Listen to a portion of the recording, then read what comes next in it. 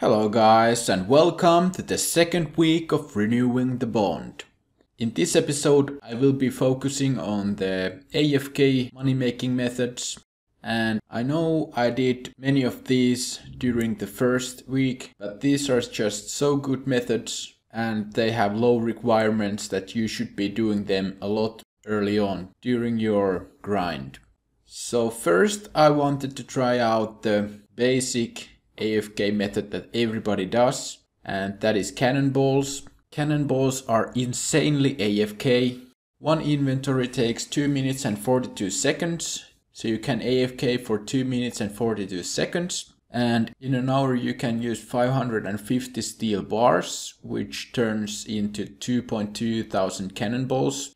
So you make 2.2 thousand cannonballs an hour, which at the moment is around 150,000 GP per hour, which I think is not that good to do because smithing is so easy to train in the blast furnace. So I really recommend you to use something else. But if you don't feel like doing anything else, I think you can do this, but I think it's not very good to do this. I ended up doing cannonballs for around 3 hours, which I think was way too long, and then I decided to stop, even though I had steel bars left, and I actually lost money on those steel bars, so I was very pissed at cannonballs, and I didn't like them. So during this 1 week I actually did over 5,000 enchant ruby tablets. I just really like these, and while making the tablets, you can actually AFK for 56 seconds, so almost 1 minute AFK, and then you need to go get some more soft clay. And what you can do is have the soft noted clay in your inventory and some cash. And if you have your house in Remington, you can actually go outside of the portal and you can unnote the soft clay at files, this guy here, for a price of 5 GP each, and you can also do this for bones and anything else you wanna do. And in the end I ended up selling all of them at 771 GP each, so that made me around 420 GP profit each, and that was around 400 to 500 GP per hour, and in total 2.3 million GP profit. So this is where a big bunch of my money from this week came, and I just really like this method. Next up I did more of these snakeskin bandanas, and these are also very nice. These are less AFK. These are around 8.5 seconds per inventory, so not AFK at all. But I think these are still pretty nice to do, and you can do these on like 2 to 3 characters at a time if you want to and you have the requirements for them. And this can make you around 500,000 GP profit.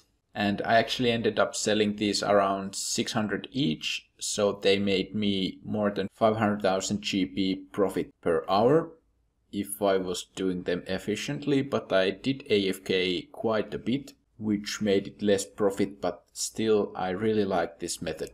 I think it's a really great way to train crafting at any levels pretty much. So on the last day of this bond I wanted to try a few more methods for you guys. So I wanted to try the gold bracelets first. So for these you need 7 crafting, so very low requirements. And while making these you can AFK for 48 seconds while making the inventory. You can make around 1.5 thousand of these in an hour, and you will profit around 140,000 GP per hour at today's prices, and you will gain 37,000 XP per hour, which I think is a lot nicer than doing cannonballs. It's not as AFK, but I think it's so much better. So next I wanted to make flax into bowstrings, and I did this in Lumbridge Castle, and you can actually AFK for 50 seconds while spinning these. So I think this is pretty nice, and you can make over 1.3 thousand bowstrings an hour, which will result in more than 150,000 GP per hour, which I think is pretty nice. It's more than gold bracelets, but you actually get around 20,000 XP per hour, so that's almost half of what you would get from doing gold bracelets. So you should really do gold bracelets instead of bowstrings. But sometimes the margins can be different, and also flax is only 2 to 3 GP each. So it requires close to zero starting money. But gold bracelets are the thing to do if you want to get some crafting XP also. And last but definitely not the least, I wanted to try alching the Ethereum bracelets. I did these for a few minutes in the first week, but decided to do it when I had more cash. And now that I had more cash, it was pretty decent. The profit margin while I was doing this was around 755 GP. So when you calculate the bracelet and the ether and the nature rune cost. And the bracelets alch for 45,000 GP each if you have put one ether inside of the bracelet.